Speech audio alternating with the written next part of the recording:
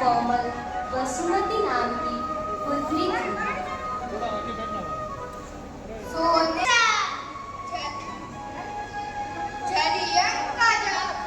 मोतियों की माला आजू से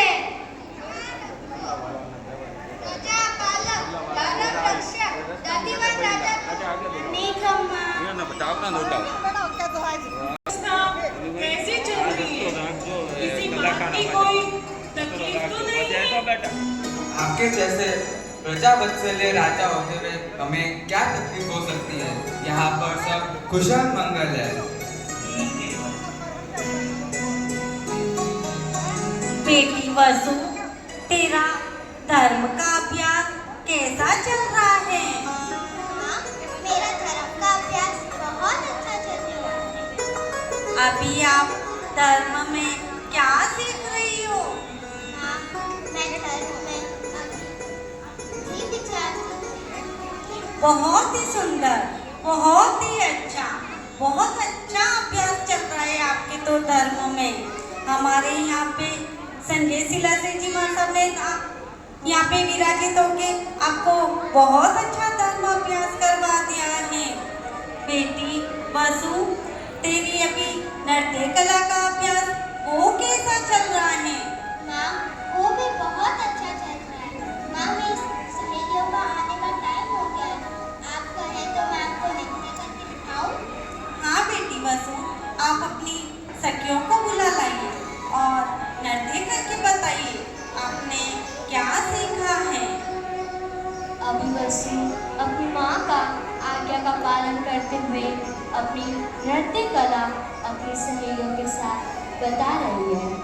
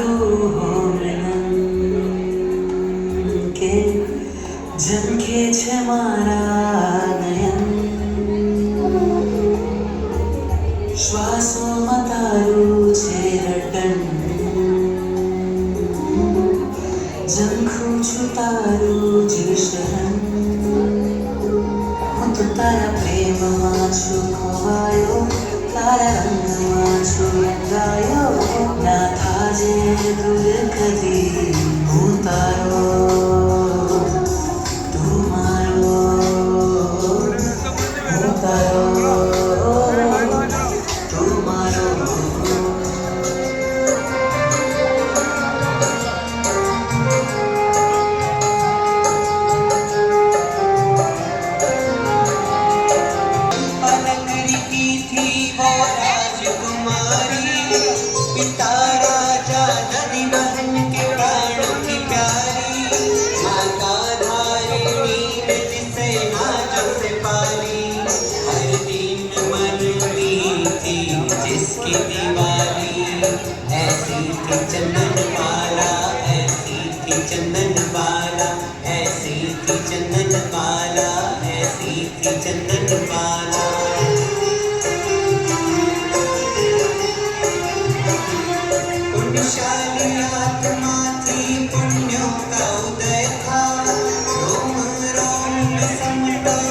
प्रेम हृदय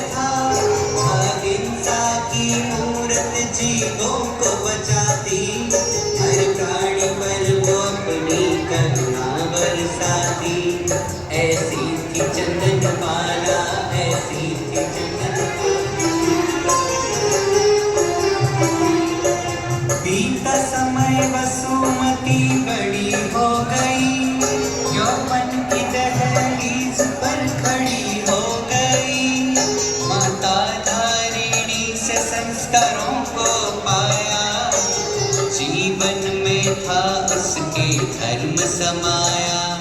ऐसी थी चंदन बाला, ऐसी थी चंदन बाला, ऐसी थी चंदन बाला, ऐसी थी चंदन बाला।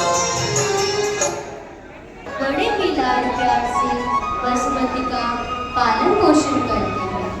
समय व्यतीत होता गया और बसुमती बड़ी हो जाती है। एक दिन बसुमती अपने महल के बगीचे में बहुत ही उदास बैठी है। इतने में बसुमती की सखियाँ आती है और आपस में क्या संवाद करती है देखिएगा। राजकुमारी उदास लग रही है।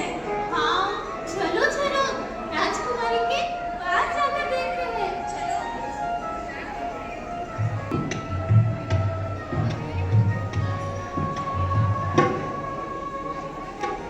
लगता है राजकुमारी किसी राजकुमार के ख्याल में है।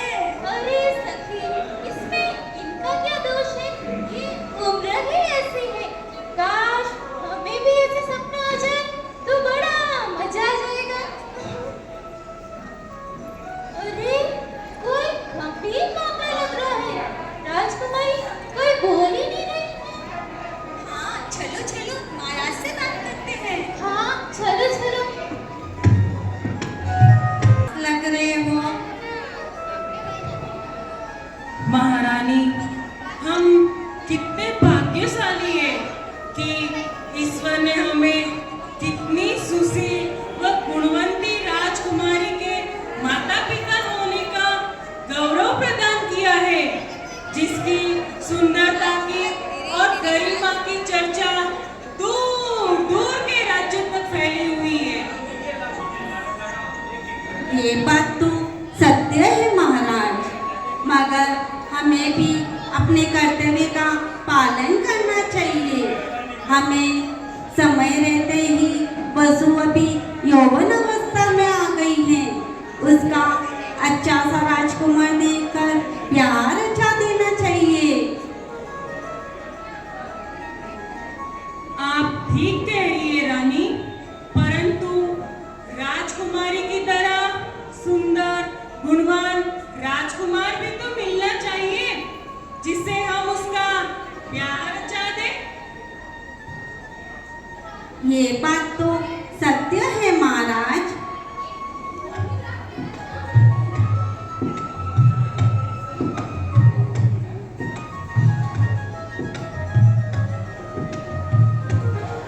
महाराज की जय। महाराज की जय। महाराज। कहो, क्या बात है? महाराज, न जाने क्यों आज राजकुमारी बगीचे में उदास बैठी हुई है। हाँ महाराज, न कुछ कहती है और न किसी बात का जवाब देती है। न जाने किन विचारों में खोई हुई है। अच्छा, तुम जाओ, हम पूछते हैं कि क्या बात है। जी जी महाराज। महाराज। चलिए महारानी। जी महाराज। अभी राजा रानी बसुमती के पास बगीचे में जा रहे हैं और देखिए बसुमती क्या कहती है।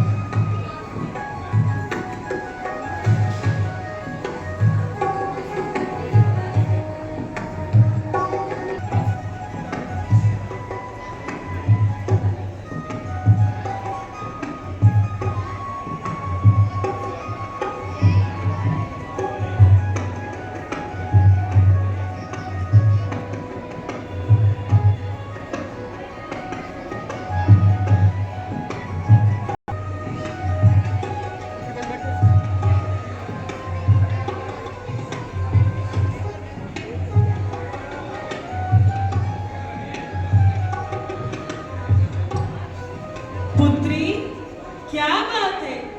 आज तुम बहुत उदास दिखाई दे रही हो। पिताजी, कल रात मैंने बड़ा ही भयंकर स्वप्न देखा। स्वप्न? कैसा स्वप्न? पिताजी, कोई अच्छा स्वप्न नहीं था। मैंने देखा अपनी चंपा नगरी पर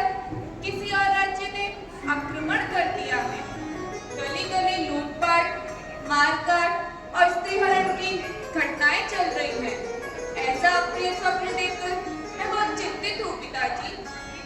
पुत्री, स्वप्न कभी सच नहीं होते, तुम चिंता मत करो। हाँ बेटी, बस सपना मात्र से देखकर उसे घबराना नहीं चाहिए। भगवान जो भी करेगा वो अच्छा ही करेगा, उससे चिंतित मात्र भी घबरा मत, मैं तेरे साथ हूँ बेटी। तभी एक सैनिक दौड़ता हुआ राज दरबार की ओर जा। महाराज की जय हो। सैनिक, क्या बात है, तुम इतने घबराए हुए क्यों हो? महाराज, कौशंबी नगरी के राजा सतानिक ने हमारी चंपा नगरी पर आक्रमण किया है और हमें चारों ओर से घेर लिया है। परंतु महाराज, सतानिक तो हमारे जीजाश्री हैं, वो भला ऐसा क्यों करेंगे? देख लिया महारानी, हम तो प्रारंभ से कहते आ रहे कि सतानिक लालची और घमंडी है, उससे किसी भी प्रकार की अच्छाई की आशा करना व्यर्थ है। पर तुम ही हमें अपनी बहन का वास्ता देकर हमेशा रोकती रही हो, परंतु आज हम उसका घमंड चूर चूर कर देंगे।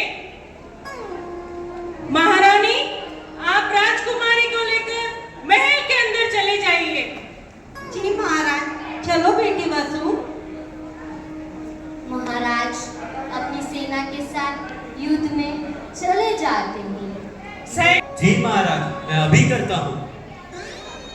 इधर महारानी वसुमती को लेकर अपने कक्ष में आती है।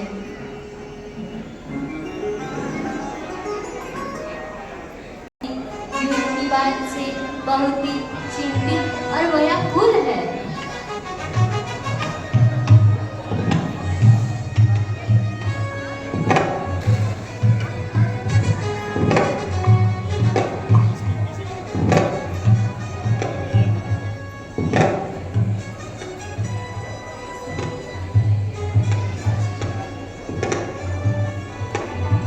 और व्याकुल नजर आ रही है।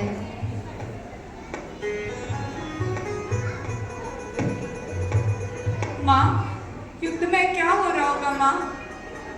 पता नहीं बेटी, मेरा दिल भी बहुत घबरा रहा है। पता नहीं, बहुत ही चिंता हो रही है मुझे भी। युद्ध में क्या हो रहा होगा?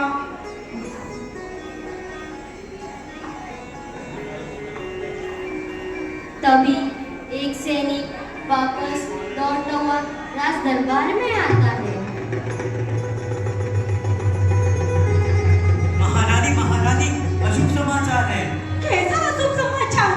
हम युद्ध हार चुके हैं। क्या? और राजा जी भी लापता है। महाराज लापता है? हे भगवान, हम युद्ध हार गए। हे भगवान, और महाराज भी लापता हो गए। हे भगवान। नंदीबान महाराजा लापता है। इस बात से महारानी और वसुमती बहुत ही व्याकुल और परेशान है। माँ, अब क्या होगा माँ? मुझे बहुत डर लग रहा है माँ। तो घबरा मत बेटी वसु, ये तो हर विकट परिस्थिति आती रहती है, उसमें हमें धैर्य और विवेक से काम लेना चाहिए और धर्म का रास्ता कभी भूलना नहीं चाहिए बेटी। हमें धर्म का स्मरण हर समय करना चाहिए, वही हमें इस विकट विडंबना में, इस विकट संकट में उबारेगा। तो घबरा मत बेटी, वसु मैं तेरे साथ हूँ बेटी। तभी कौशंबी नगरी का सैनिक वेश बदलकर चंपा नगरी का सैनिक बनकर लूटपाट के उद्देश्य से महल में प्रवेश करता है। घूमते घूमते सैनिक महारानी के कक्ष तक आ जाता है और महारानी का रूप सौंदर्य देखकर महारानी पर मोहित हो जाता है।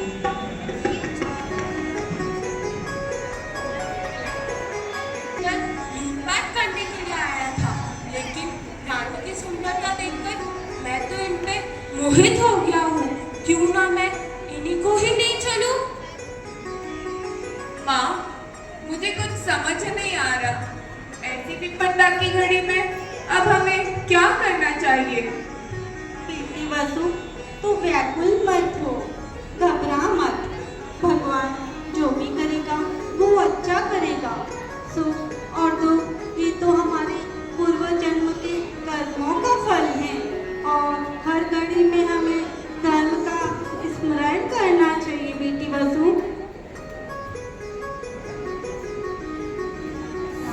रानीमा, तुम कौन हो सैनिक? मैं आपकी नगरी का सैनिक हूँ। ये आप और राजकुमारी यहाँ सुरक्षित नहीं है, क्योंकि कौशंबी नगरी के सैनिक किसी भी वक्त यहाँ आते ही होंगे। आप दोनों मेरे साथ मेरे घर चलिए, आप लोग वहाँ सुरक्षित रहेंगे। वहाँ महाराज भी है। ठीक है, चल बेटी वसु। चलिए माँ। रानी की सुंदरता को देखकर कौशंबी के सैनिक की नीयत बिगड़ जाती है और सैनिक रानी और वसुमती को पहला फुसलाकर जंगल की ओर ले जाता है। माँ, ये कैसा अनजान रास्ता है माँ? हाँ बेटी, मुझे भी ये बहुत ही वीरान और अनजान सा रास्ता दिख रहा है। बहुत ही भयानक जंगल है ये तो। रहा हाँ बेटी वसु, मेरा भी दिल बहुत घबरा रहा है, मगर तू चिंता।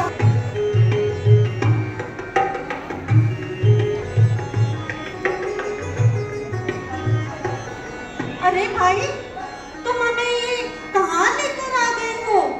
यहाँ कहीं महाराज दिखाई तो नहीं दे रहे हैं। कहाँ है महाराज? हा हा हा हा हा हा। यहाँ कोई महाराज नहीं है, मैं ही तुम्हारा महाराज हूँ। हे अप्सरा, तू तो मुझे नाथ बुला, नाथ। क्या बकते हो सैनिक? मैं तुम्हारी नगरी का सैनिक नहीं हूँ, मैं तो कौशंबी के राजा का सैनिक हूँ। तुम्हारी माँ पे मेरा दिल आ गया है। अन्य सैनिकों ने तो नगरी को लूटा है, पर मैं तो राजरानी को ही लूट आया हूँ। छोड़ मेरा हाथ, हट जा मेरे रास्ते से। मुझे छूने का प्रयास मत करना। हट जाओ, तुम मुझे इतना मत समझती है। ये रूप, ये लावण्य मुझे मिला है, मुझे। मैं तो नहीं छोड़ूंगा। चल मेरे साथ चल। तुम राजा के सेवक हो और ऐसी अभद्र बातें करना तुम्हें शोभा नहीं देता।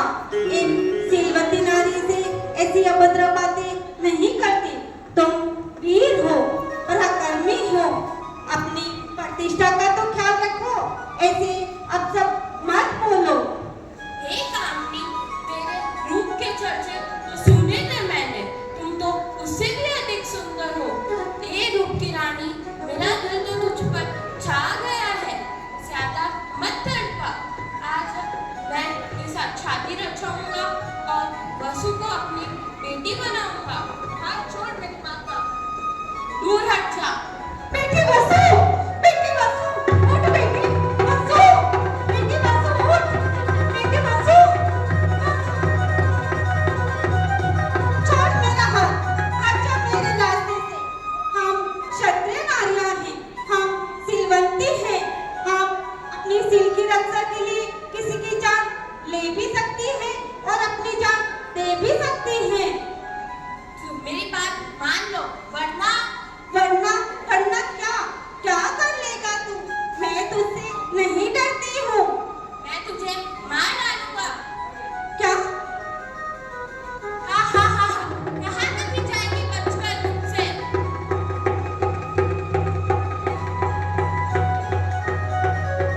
इस भयानक जंगल में कोई है भी नहीं जो तेरी रक्षा कर सके।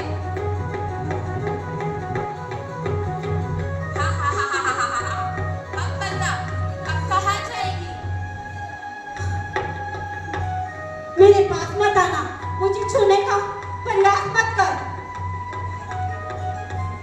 मेरे पास मत आ, मुझे छूने का प्रयास मत कर। छोड़ दे मुझे, छोड़ दे मुझे और मुझे छूने का बिल्कुल प्रयास मत करना। अपने विवेक से विमुख हो सकते हो, मगर हम सिलवती नारी अपने धर्म पर अड़िग हैं।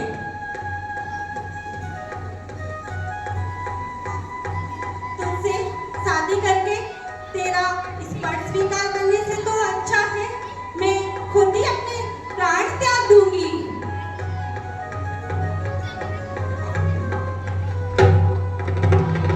चंपापुरी की महारानी तारिणी अपने शिर की रक्षा के लिए परपुरुष का स्पर्श स्वीकार नहीं करती है और अपनी जीभ काटकर अपने प्राण त्याग देती है।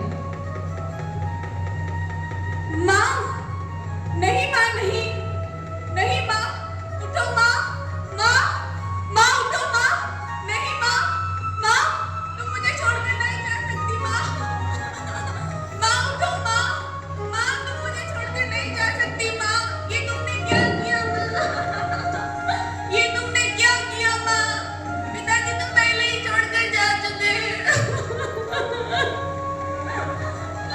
मैं किसके सहारे जीऊंगी माँ? उठो माँ, माँ उठो माँ। नहीं माँ। माँ उठो माँ। ये मैंने क्या कर दिया? मेरे हाथों से निर्दोष सती की हत्या हो गई। ये मैंने क्या कर दिया? प्रभु, प्रभु, मुझे माफ करना प्रभु।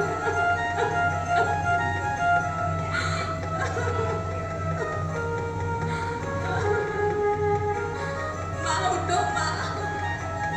माँ उठो माँ।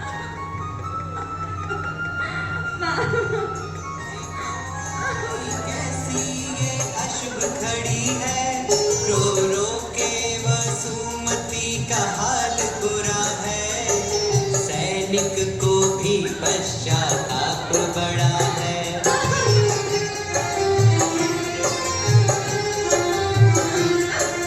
बहुत समझाया उसने वसुमती के चरणों में मस्तक झुकाया, कहा चल तुझे मैं बेटी बनाऊंगा, तुझसे मैं अपना धरातन सजाऊंगा।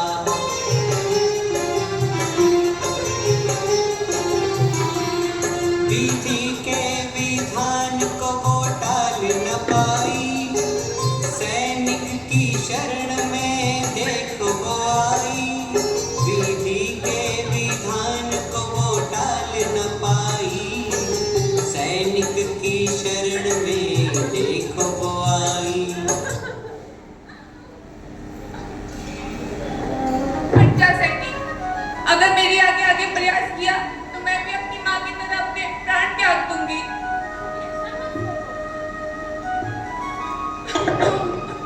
ऐसा मत करो, मुझे क्षमा कर दो। तुम्हारा पाप क्षमा करने योग्य नहीं है सैनिक, तुम जैसे पापी को तो नरक में भी जगह नहीं मिलेगी। मुझे प्रायश्चित करना है, मुझसे बहुत बड़ी भूल हो गई। मैं तुम्हें अपनी बेटी बनाना चाहता हूँ। मुझे माफ कर दो बेटी, मुझे माफ कर दो। अगर आपने मुझे सच्चे दिल से बेटी माना है तो उठिए पिताजी, मैंने आपको माफ किया। मैं कभी तुझसे कुछ गलत नहीं होने दूंगा। तू मेरी बेटी की उम्र की है। चल अब मेरे साथ अपने घर चल।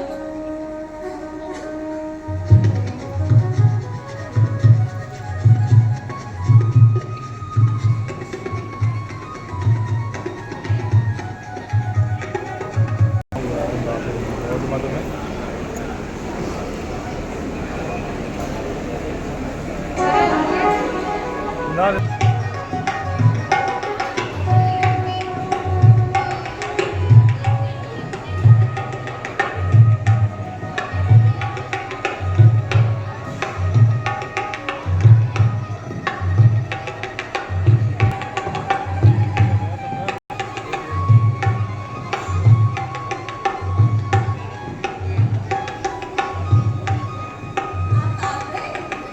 देखो आपकी रात एक दिन की थक गई।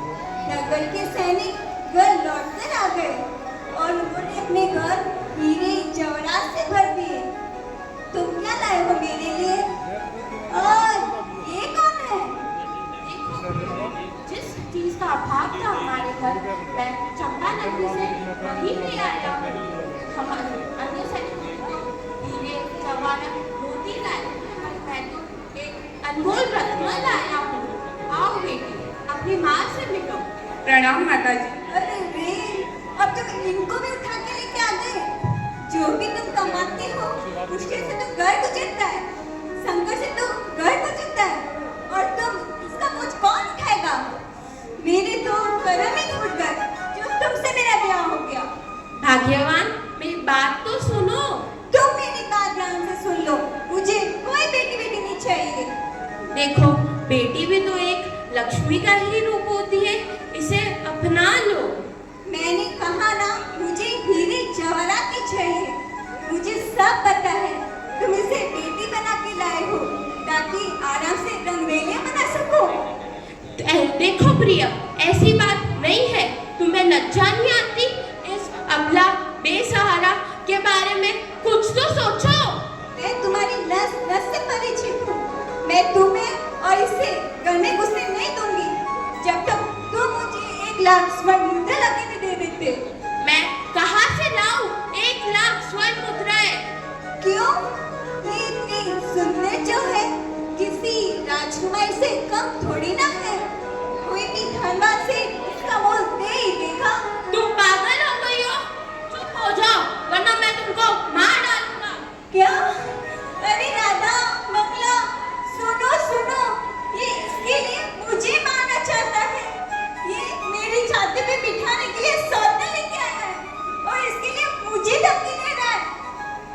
पिताजी, आप मेरे लिए झगड़ा मत कीजिए, मुझे बाजार में बेच दीजिए, यही मेरे भाग्य में लिखा है। मैंने तुम्हें वचन दिया है कि मैं तुम्हारी तन मन धन से रक्षा करूंगा। पिताजी, आपने तो पिता धर्म का पालन किया है, अब मुझे भी पुत्री धर्म का पालन करने दीजिए। चलिए पिताजी। तुम कुछ समझते क्यों नहीं हो? बस मैंने कह दिया ना, इसे यहाँ से ले जाओ और मुझे 1 लाख स्वर्ण मुद्रा ला के दो।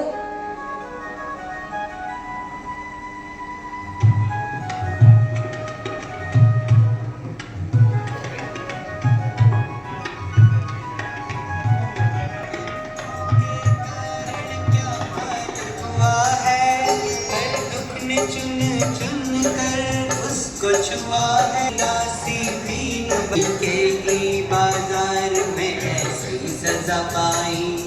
ऐसी थी चंदन बाला, ऐसी थी चंदन बाला, ऐसी थी चंदन बाला, ऐसी थी चंदन बाला।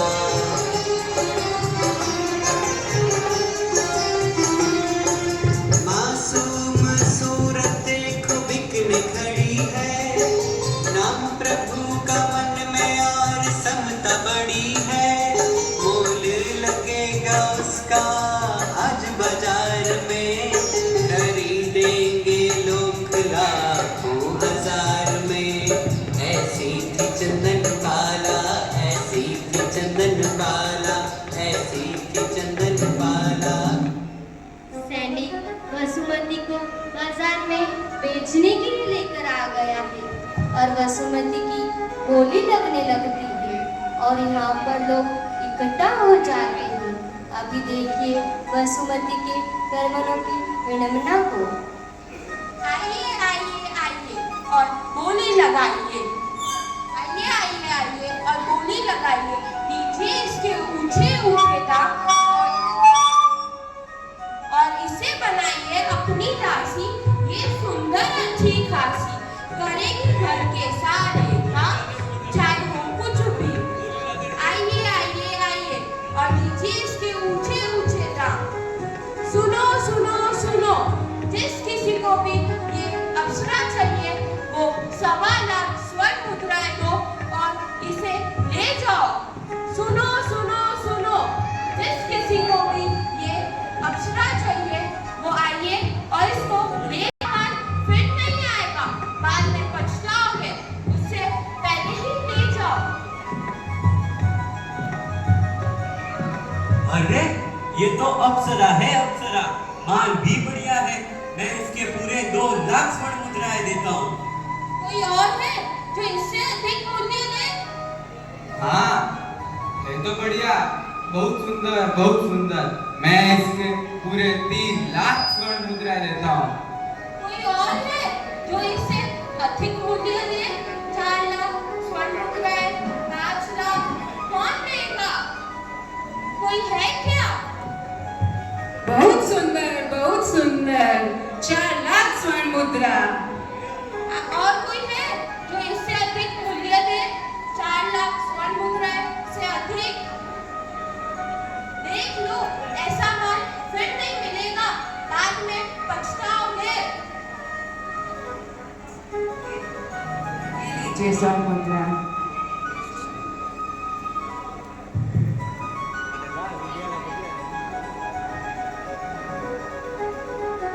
माताजी, आपका कुल क्या है और आप मुझसे क्या काम करवाएगी? तुम्हें कुल से क्या लेना देना? तुम्हें उत्तम वस्त्र, उत्तम भोजन खाने को मिलेगा जहाँ मैं तुम्हें बेचूंगी। बेचूंगी? नहीं नहीं माताजी, मैं आपके साथ नहीं चल सकती। नहीं, तुम्हें चलना ही होगा, इसके लिए मैंने पूरी कीमत चुकाई है। नहीं नहीं माताजी, मैं अपनी जान दे दूंगी। मेरे पर जबरदस्ती मत कीजिए माँ, मत कीजिए माताजी, मत कीजिए। ठीक है। और कोई है जो इससे अधिक मूल्य दे? देख लो, ये अक्षरा को, ऐसा मौका फिर नहीं आएगा, देख लो। हे प्रभु, मेरी इतनी परीक्षा मत लीजिए, मेरी सहायता कीजिए प्रभु, मेरी सहायता कीजिए। तभी वहां से एक धनवान सेठ निकलते हैं। वसुमती को गीली हो जाती है। खाना कैसी आपत्ति आ गई है? लगता है ये बेचारी कोई आपत्ति में फंसी। कैसी लगती है? इतने कोलाहल में भी इस बेचारी के मुख पर दुख की कोई व्यथा नजर नहीं आती है। इतनी छोटी उम्र में इस बेचारी के दुख के पहाड़ टूट पड़े हैं। हे प्रभु, मुझे तो आपके रंग में रंगना है। ये मेरा मोल लगाने वाले, मुझे खरीदने वाले निमित्त है। मैं इन्हें दोष क्यों दूं प्रभु, मैं इन्हें दोष क्यों दूं? अरे ओ सैनिक, ये लो 5 लाख स्वर्ण मुद्राएं और इस बाला को मुझे दे दो। ये लीजिए। सेठ जी, आप मुझसे क्या काम करवाएंगे? बेटी, हमारे घर में जिन देवों की पूजा होती है, साधु साधियों की सेवा होती है, जीव दया पालन होता है। अगर तुम चाहो तो मेरे घर आ सकती हो, और अगर तुम्हारा मन कहीं और जाने का है तो तुम मुक्त हो। नहीं नहीं सेठ जी, मैं आपके साथ ही आऊंगी। आप तो मेरे प्रभु के द्वारा भेजे गए हो। आप मेरे लिए देव समान हो। मैं आपके घर धर्म ध्यान करूंगी और आपकी सेवा करूंगी। चलो बेटी। बेटी, आपके मन में जो भी चिंता है, जो भी व्यथा है, सब दुख दूर कर देना।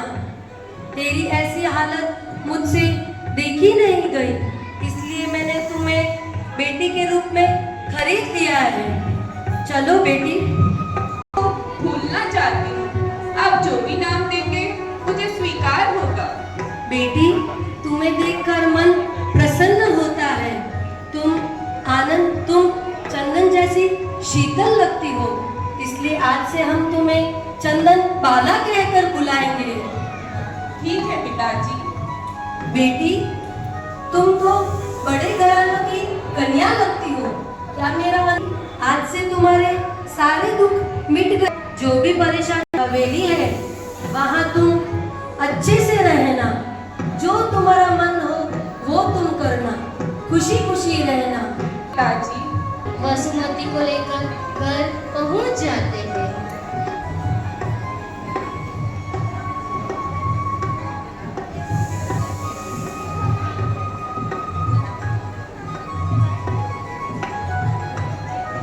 अंदर आओ, ये अपना घर है।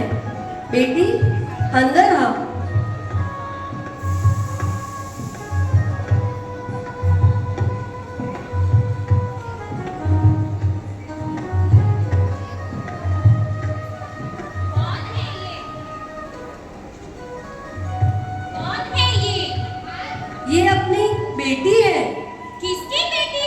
हमारी बेटी है।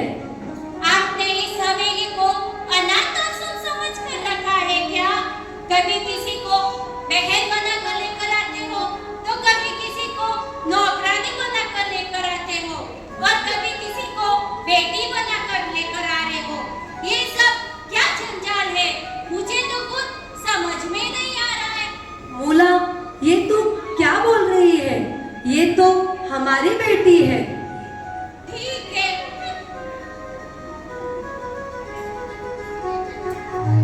प्रणाम माताजी।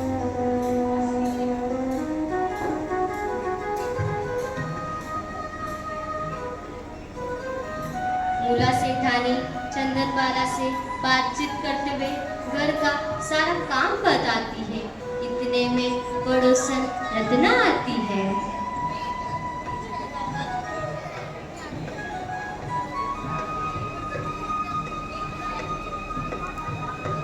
भाभी जी, ओ भाभी जी, क्या कर रही हो? आओ रत्ना, चंदना कौन है? आज से ये हमारे घर में ही रहेगी, हमारी बेटी बनकर। अच्छा, बेटी बनकर। जरा इधर आइए भाभी जी। दिखने में तो बड़ी सुंदर है, लंबे लंबे बाल, गोरा गोरा मुखड़ा। जरा संभल कर रहना भाभी जी, और ना भी संभलो तो मुझे क्या? अरे रत्ना, तू क्या बोल रही है? मुझे तो कुछ समझ में नहीं आ रहा है। अरे भाभी जी, आप तो बड़ी भोली हो, कुछ समझती ही नहीं हो। मैं इस चंदना के बारे में बोल रही हूँ। ध्यान रखना, कहीं आपकी सौत न बन जाए, और बनेगी तो मुझे क्या? अरे रत्ना, तू चिंता मत कर, मैं सब समझती हूँ। मैं इसका पूरा ध्यान रखूंगी अच्छे से। मुझे माफ कीजिए भाभी जी, मैं तो चलती हूँ। रत्ना सेठानी को चंदनबाला के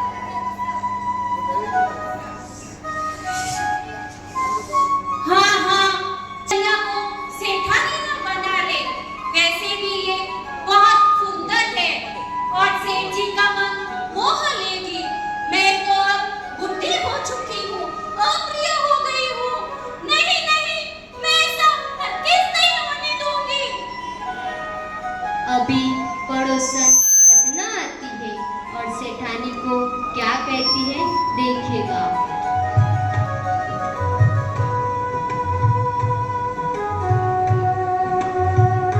अरे ओ भाभी जी, क्या हुआ? बड़ी चिंतित लग रही हो। अरे रत्ना, देखो ना, सेठ जी हर बात इस चंदना से पूछकर ही करते हैं। हाँ हाँ भाभी जी, आपके घर में एक नहीं चलती, चलती तो है उस चंदनबाला की। मान लीजिए, ना भी मानो तो मुझे क्या?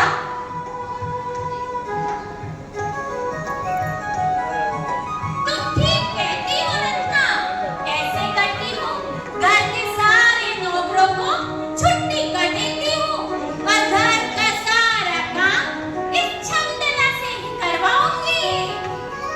ठीक है भाभी जी, चलती हूँ मैं।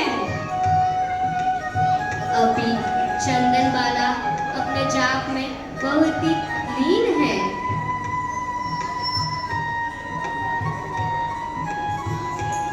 रत्ना ने देखो कैसे सेठानी ने जैसे आपा खो दिया। रत्ना थी जो अब शक को बढ़ाती, चंदना को उसका दुश्मन बता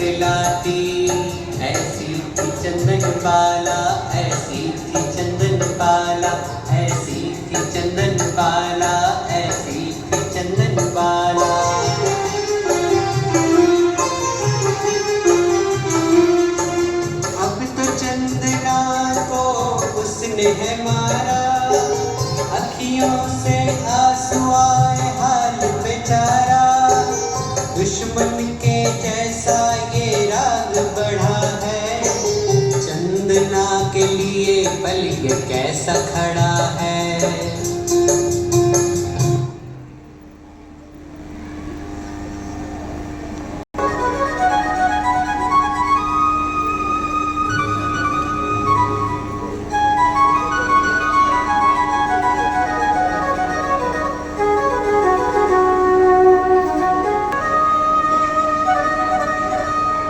अभी सेठ जी बाहर से आते हैं और चंदना को आवाज देते। चंदना, अरे ओ बेटी चंदना, बेटी चंदना कहाँ हो? अरे कोई दिख ही नहीं रहा है मुझे। चंदना, अरे ओ बेटी चंदना, चंदना, अरे ओ बेटी चंदना। जी पिताजी। चंदना, मेरे लिए थोड़ा सा पानी ले आओ, मुझे मेरे पाँव धोने हैं। अभी लेके आई पिताजी।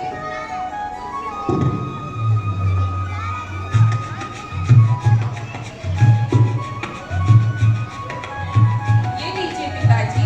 लाओ बेटी, मैं मेरे पाँव धो लेता हूँ। नहीं पिताजी, मैं आपके पाँव धो देती हूँ। ठीक है बेटी। चंदनबाला सेठ जी के पाँव धो रही है। तभी चंदनबाला के बाल आगे आकर पानी में भीगने लगते हैं। सेठ जी बालों को उठाकर पीछे की ओर करते हैं। मूला सेठानी यह पूरा दृश्य अपनी तिरछी नजरों से देख रही है।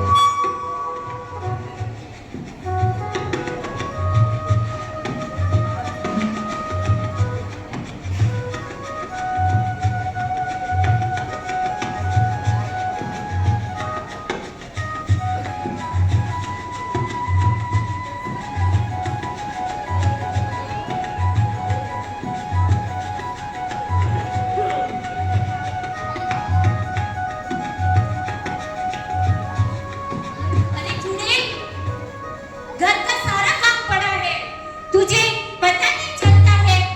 तू तो मेरी सौतन बनना चाहती है, सौतन बेटी बनने का नाटक करे है, नाटक। अरे मूला, ये तू क्या बोल रही है? ये तो हमारी बेटी है। अजी, आप चुप रहिए। बेटी बेटी कहकर आपने इसे सर पर चढ़ा रखा है। आप इसे नौकरानी है तो इसे नौकरानी बनने दीजिए, सेठानी बनने की कोशिश ना करें। नहीं नहीं माताजी, ये आप क्या कह रही हैं? ये मेरे पिता समान है। मैंने आप दोनों को तन मन से माता पिता माना है।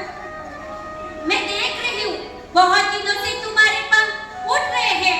मुझे अब इन पंखों को काटना पड़ेगा। अरे मूला, ये तू क्या बोल रही है?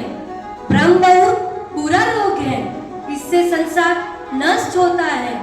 तुम ऐसा पाप मत करो।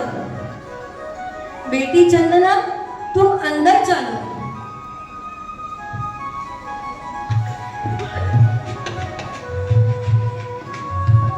अभी दूसरे दिन सेठ जी 2-4 दिनों के लिए बाहर जा रहे हैं।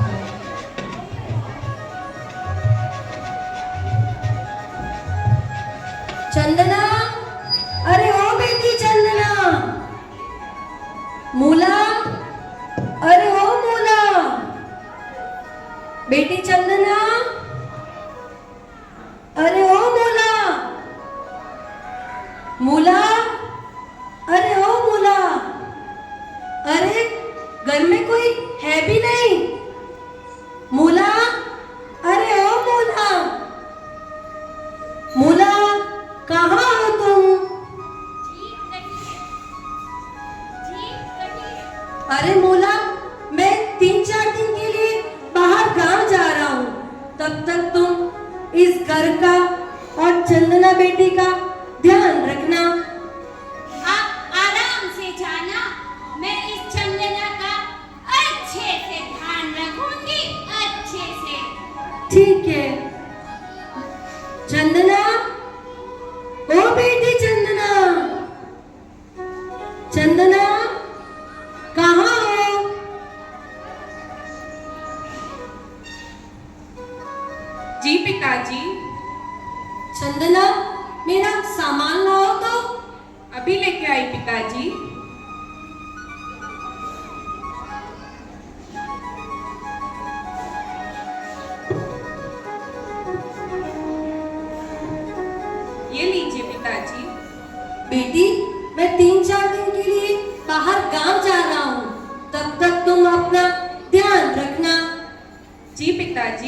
आप भी अपना ध्यान रखना।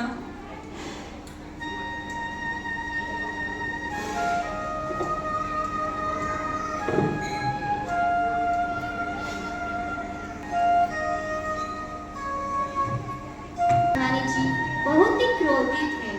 तभी पड़ोसन रत्ना आती है।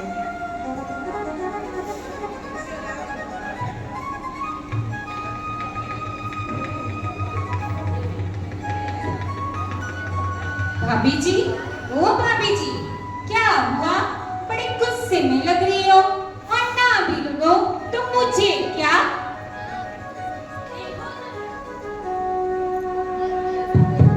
देखो ना रत्ना, इस चंदना ने तो मेरे जीवन को जहर बना दिया है।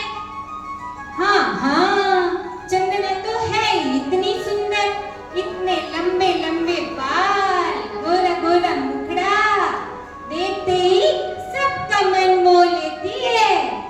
हाँ हाँ चंदना, हाँ हाँ रत्ना, इसीलिए से चीज से मोहित हुए हैं ना। भाभी जी, एक बात को ऐसा काम करो कि इसकी जगह ही ना रहे, और रहे भी तो मुझे क्या? ना रहेगा बांस, ना बजेगी बांसुरी। हाँ रत्ना, तुम ठीक कहती हो। आज ही मैं इसके बाल काट देती हूँ। जब जड़ ही नहीं रहेगी तो फल कहाँ से आएंगे? नहीं नहीं भाभी जी, ऐसे नहीं, पहले तो माहौल बनाना पड़ेगा। हाँ रत्ना, तुम ठीक कहती हो। ठीक है भाभी जी।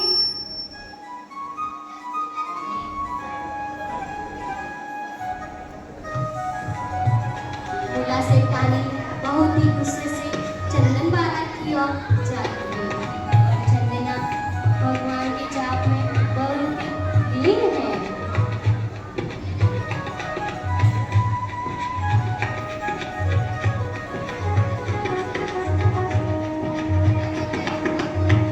वैसे भी सेठ जी 3-4 दिन के लिए बाहर गए हुए हैं, क्यों ना मौका पे चौका लगाया जाए, और ना भी लगाओ तो मुझे क्या?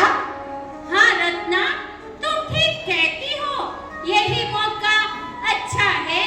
इस चंदना के बाल काट ही देती हूँ।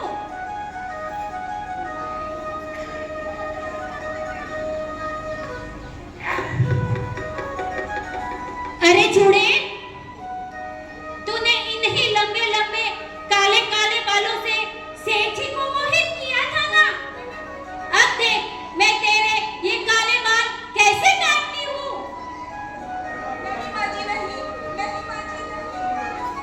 रत्ना, ओ रत्ना। हाँ भाभी जी, जाओ कैंची लेकर आओ। अब भी लाई भाभी जी। नहीं माँ जी, नहीं, आप गलत सोच रही हैं माँ जी। लो भाभी जी, कैंची ले लो और बाल काट ही दो।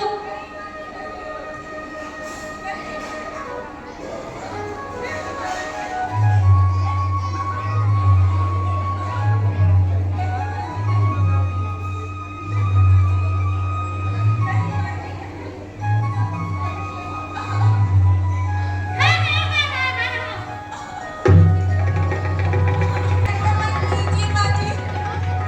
नहीं माँ जी।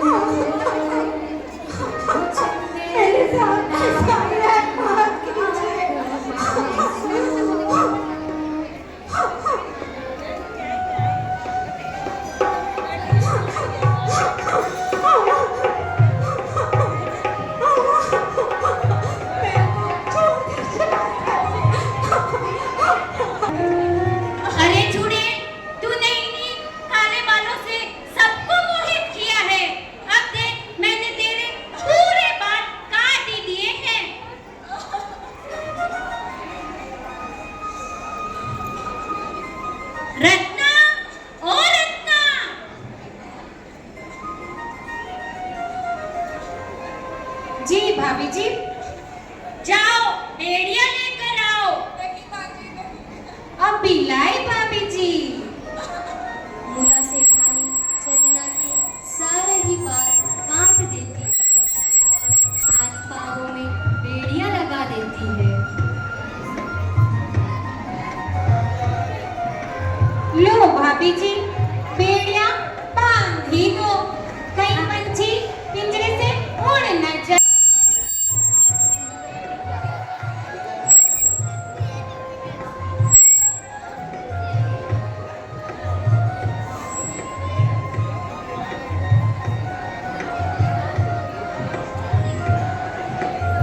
ठीक है भाभी जी, चलती हूँ।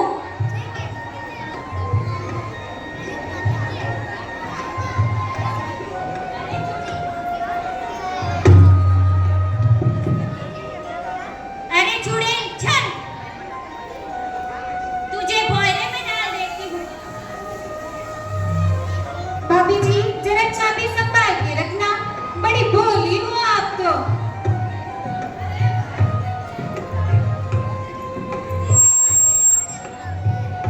मूला सेठानी चंदना को भोरे में डालने के लिए ले जा रही है।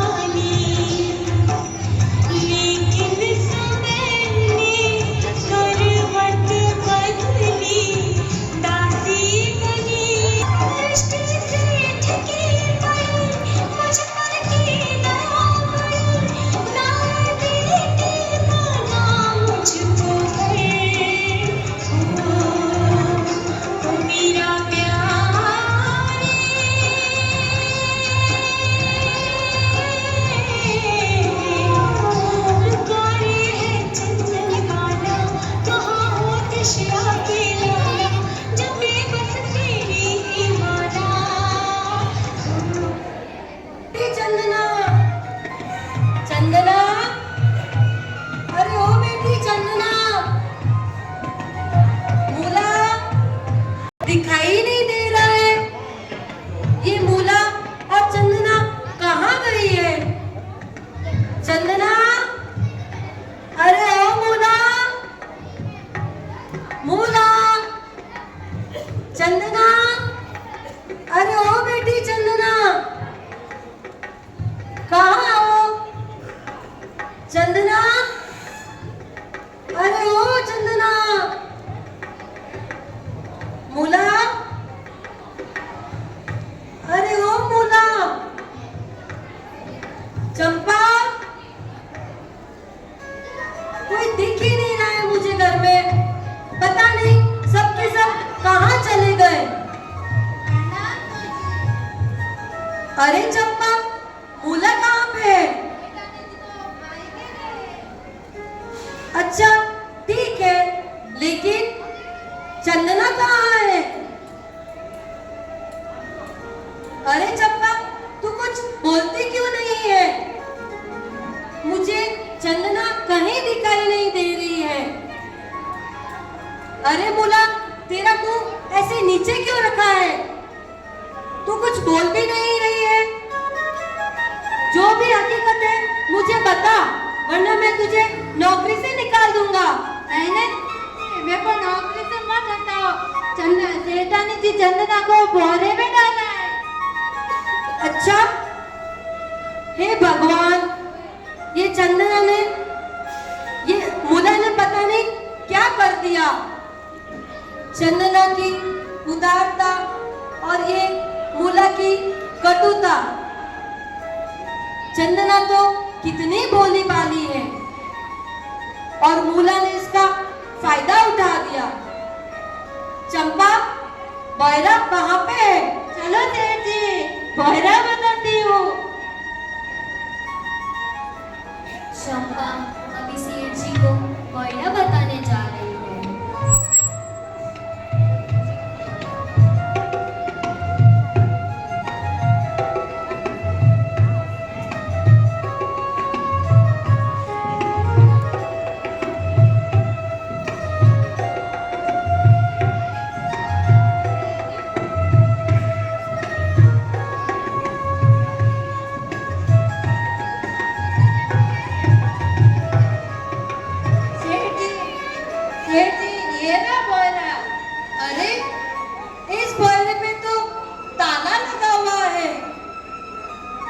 चंपा, जाके हथौड़ा लेके आओ।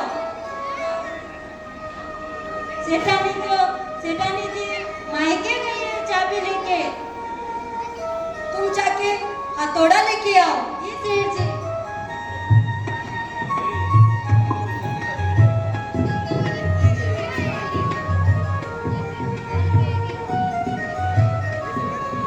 चंपा अभी हथौड़ा लेने जा रही है।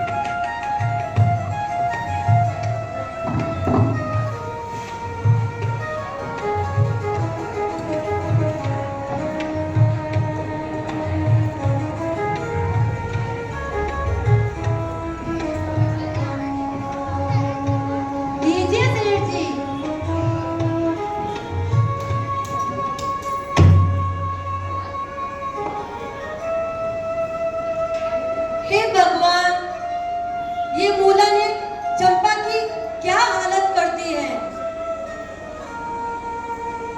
उठो बेटी चंपा, उठो बेटी चंदना। बेटी चंदना, तुम्हें चिंता करने की कोई आवश्यकता नहीं है। अब मैं आ गया हूँ। मेरी बेटी 2-3 दिन की भूखी प्यासी होगी। बेटी चंदना, मैं तुम्हारे लिए रसोई घर से कुछ लेके आती हूँ। अभी सेठ जी रसोई घर में जाते हैं और इधर उधर देखते हैं। कभी उनको एक कोने में पशुओं के लिए बने हुए उड़द के बाखुरे दिखाई देते हैं। अरे, यहाँ तो कुछ भी बना हुआ नहीं है। ये मूला भी ना पता नहीं क्या करती है। अरे, ये इस सुपड़े में क्या है? अरे, ये तो बाकुले हैं। मैं यही लेके जाती हूँ और चंदना को दे देती हूँ।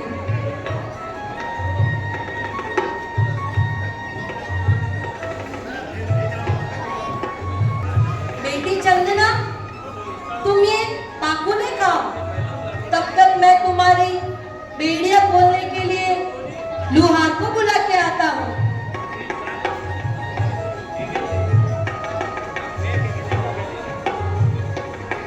जैसे ही चंदना उड़द के बाकुले खाने लगती है और वापस रुक जाती है, चंदना विचार कर रही है कि कोई साधु भगवान पधारे तो उनको दान देकर फिर भी मैं ग्रहण करूं। और उसी समय प्रभु महावीर उधर से देखिए महाराज, आप लोग चंदन बाला का प्रोग्राम देख रहे हैं। यह कोई स्टोरी नहीं है, कहानी नहीं है, लेकिन सत्य घटना है। जब प्रभु महावीर थे, प्रभु महावीर गोचरी के लिए जाते हैं। 5 महीने 25 दिन हो चुके हैं, लेकिन अभी तक प्रभु का पारणा नहीं हो रहा है, क्योंकि प्रभु का अभिग्रह था। अभिग्रह कैसा था? द्रव्य, क्षेत्र, काल और भाव से अभिग्रह था। द्रव्य से क्या था? सुपड़े के कोने में उड़द के बाकुले होंगे तो मैं पारणा करूंगा, यह द्रव्य से हो गया। क्षेत्र से जो मुझे गोचरी बहराएगा उसका एक पांव अंदर और एक पांव बाहर इस प्रकार होगा, तो एक क्षेत्र से मेरा अभिग्रह पूरा होगा। काल से भिक्षा का समय बीत चुका होगा। भाव से बहराने वाली स्त्री होनी चाहिए, नारी, क्षत्रियाणी होनी चाहिए, राजकुमारी होनी चाहिए, उसका मस्तक पर मुंडन किया होना चाहिए, हाथ पैर में बेड़ी होगी, आंखों में आंसू होंगे, तो ही यह द्रव्य, क्षेत्र, काल और भाव से मेरा अभिग्रह पूरा होगा, तो ही मैं पारणा करूंगा। अब देखिए, योगानुयोग वसुमती, राज्य भंग होता है, पिताजी की मृत्यु होती है, बाद में माता जी की मृत्यु हो जाती है। वसुमती को चौराहे के अंदर बेच रहे हैं और परम दयालु धनावत सेठ आते हैं, वसुमती को अपने घर पर लेके जाते हैं। लेकिन सेठ जी बहुत अच्छे थे। मूला सेठानी कैसी थी? क्योंकि स्त्री चाह ऐसी होती है, उसको ईर्ष्या बहुत होती है। यहाँ तक बताया है कि स्त्री कुछ सहन नहीं कर सकती है, उसको लगा कि मेरे पे शौतन आ जाएगी, मेरा स्थान हट जाएगा, इसको मैं सेठानी बनने नहीं दूंगी। और कितने विडंबनाएं वो मुला सेठानी चंदन बाला को देती है। फिर भी चंदन बाला, पहाड़ जितने दुख टूट पड़े हैं, दुख पे दुख आ रहे हैं, फिर भी चंदन बाला समता से सब कुछ सहन करती है, धर्ममय जीवन बिता रही है। अब सेठ जी ने जो उड़द के बाकुले दिए थे पारणा करने के लिए, क्योंकि 3 दिन हो चुके थे, कुछ भी खाया पिया नहीं था। अब चंदन बाला सोच रही है कि कोई पधार जाए महात्मा, उनका लाभ लेकर फिर मैं पारणा करूं। अब उनकी भावना किस प्रकार पूरी होती है। लेकिन एक बात आप समझ लीजिए, ये जो उड़द के बाकुले है ना, वो 3 दिन के नहीं थे। कोई ऐसा बोलते हैं कि बासी थे, नहीं, क्योंकि सेठ के घर के अंदर पशु पालन बहुत था और नौकरों ने पशु के लिए बाकुले उसी दिन ही बनाए थे। बासी बाकुले नहीं थे। ये अगर भ्रम हो तो निकाल देना, क्योंकि प्रभु कोई बासी नहीं खाते थे और वहां उस वक्त ऐसी परंपरा भी नहीं थी। तो देखिए, पशु के लिए जो बाकुले उनको खाने के लिए बनाए थे, कुछ बच्चे थे, सुपड़े में वो पड़े हुए थे, रसोई घर में कुछ था नहीं और सेठ जी के हाथ में वो सुपड़ा आ गया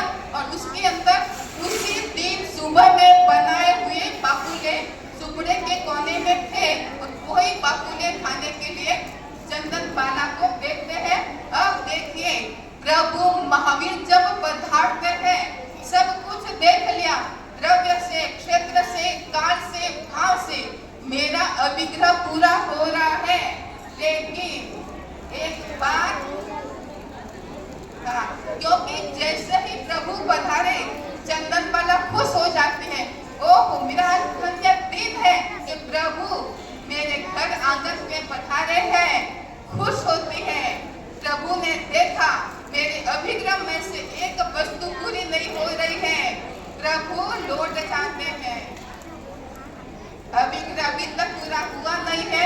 उस वक्त चंदन बाला की आंखों में आंसू आते हैं और रोने लगते हैं कि ओहो मैं कितनी कम नसीबी है मेरी। प्रभु जैसे प्रभु पधारे वो भी लिए बिना वापस चल गए हैं और आंखों में आंसू आ जाते हैं। देखिए महानुभावों, प्रभु ने जो नियम लिया था, प्रतिज्ञा ली थी, अभिग्रह लिया था, उसके अंदर क्या था? यह भी तो अभिग्रह कर सकते थे ना कि कोई पुरुष मुझे बहराएगा तो मैं पालना करूंगा। किसी पुरुष पर अभिग्रह क्यों नहीं लिया? आप मुझे जवाब दीजिए, प्रभु ने यह अभिग्रह क्यों नहीं लिया कि कोई पुरुष मुझे पहराएगा तो मैं पालना करूंगा? देखिए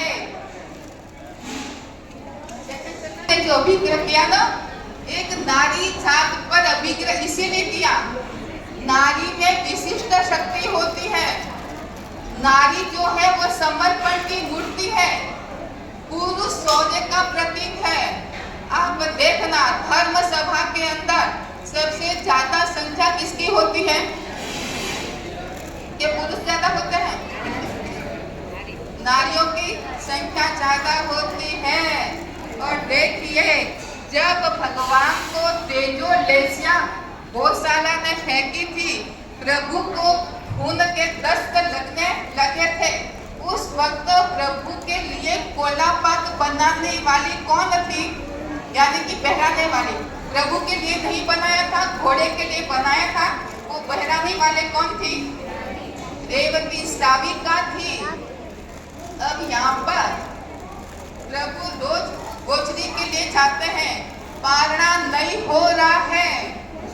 राजा की पत्नी राज रानी मृगावती ज्योतिषी को बुलाती है और ज्योतिषी को पूछती है, अरे भाई तेरे ज्योतिष में कुछ हो तो बता दे, मेरे प्रभु का पालना कब होगा?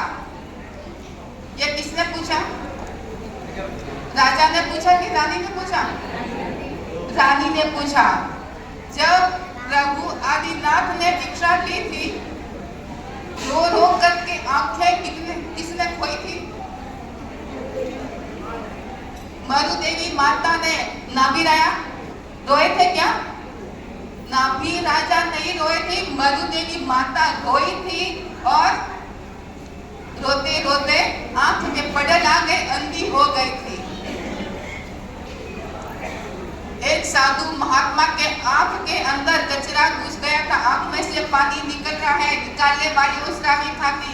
श्राविका को चिंता होती है, नारी को चिंता होती है। यहाँ पर पुरुष को चिंता नहीं है कि मेरे प्रभु का पालना नहीं हो रहा है। इसीलिए शास्त्र में कहा है नारी जो है वो समर्पण की मूर्ति है, उसके अंदर विशिष्ट प्रकार की शक्ति होती है। धर्म के अंदर भी नारी आगे होती है। प्रभु महावीर के साधु कितने मोक्ष में गए? कतरा गया? 700 और साधवियां 1400 मोक्ष में गई है। हर क्षेत्र के अंदर नारी। हाँ, तो यहाँ पर प्रभु का अभिग्रह है कि कोई नारी यानी कि कोई स्त्री बहराएगी, उसके हाथों से पालना करना है। अब इस प्रकार प्रभु पधारते हम देख रहे हैं।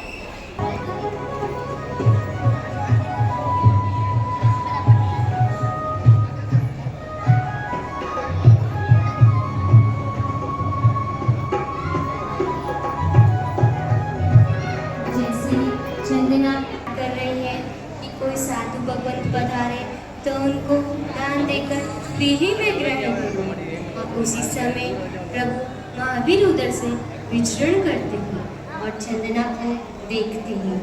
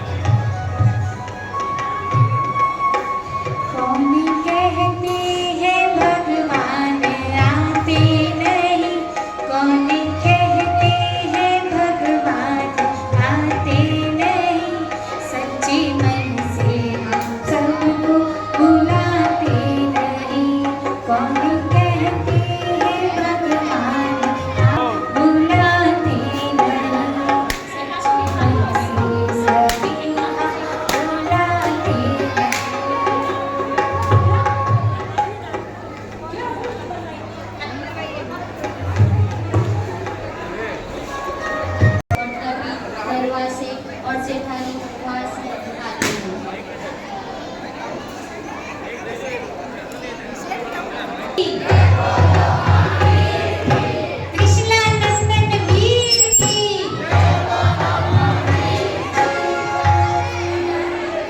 महावीरा महावीरा बोलो सब महावीरा महावीरा बोलो सब महावीरा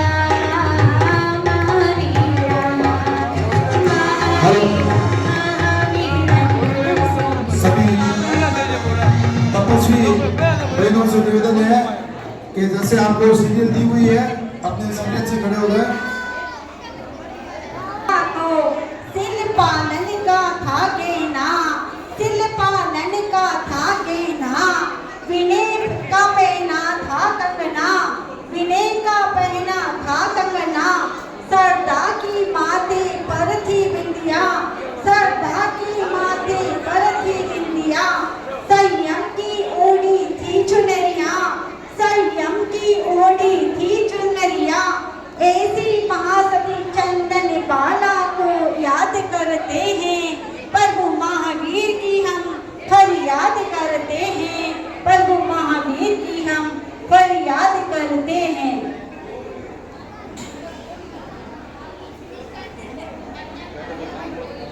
हेलो,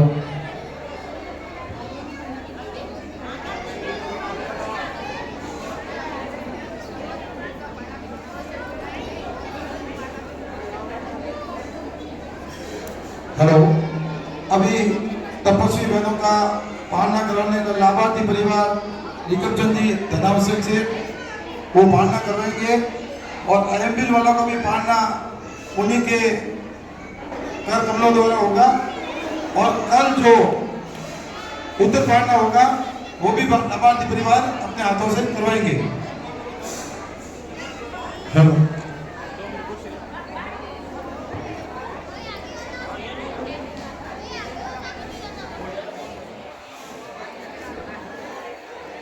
जिन जिन बहनों ने अटम तप किया है उनके लिए किसी सार्वजनिक परिवार सदस्य से 100 रुपये देने का। इन पात्रों के उत्साहवर्धन के लिए श्रीमान राजेंद्र कुमार जी, सुनील कुमार जी, कांतिलाल जी, श्रीमान परिवार द्वारा 2100 रुपये दिए अनुमोदना।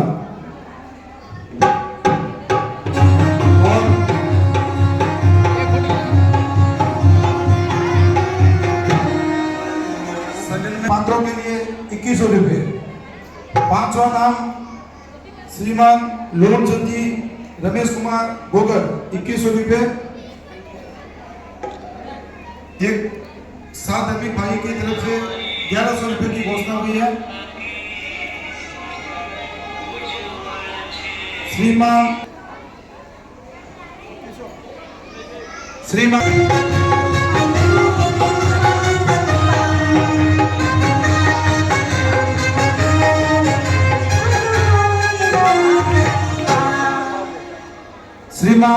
शाह अमित कुमार जी, रोनित कुमार जी, बागरेचा परिवार की तरफ से 2100 रुपये। श्रीमान शाह प्रकाश चंद जी, बुढ़ देव कुमार जी, बुढ़ परिवार की तरफ से 1100 रुपये अनुमोदना।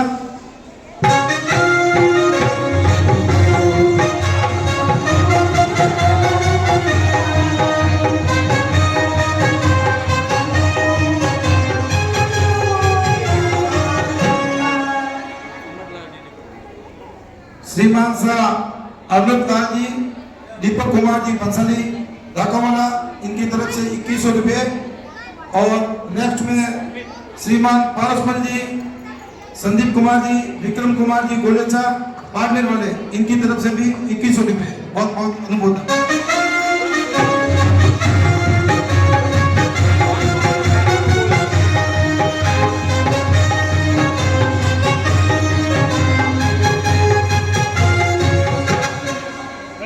आज की संघ भोजन का लाभ लाभार्थी परिवार श्रीमान शाह पारसमल जी, मोहनलाल जी, तातेड़ कोटाली परिवार जसोल।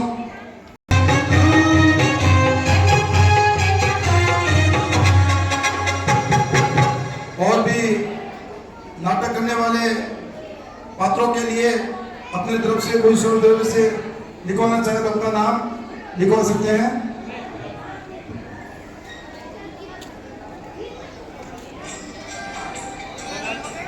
श्रीमान सा भगवान जितने भी पात्र हैं उन सबके लिए 100 रुपए। बहुत बहुत धन्यवाद। अनुमोदना।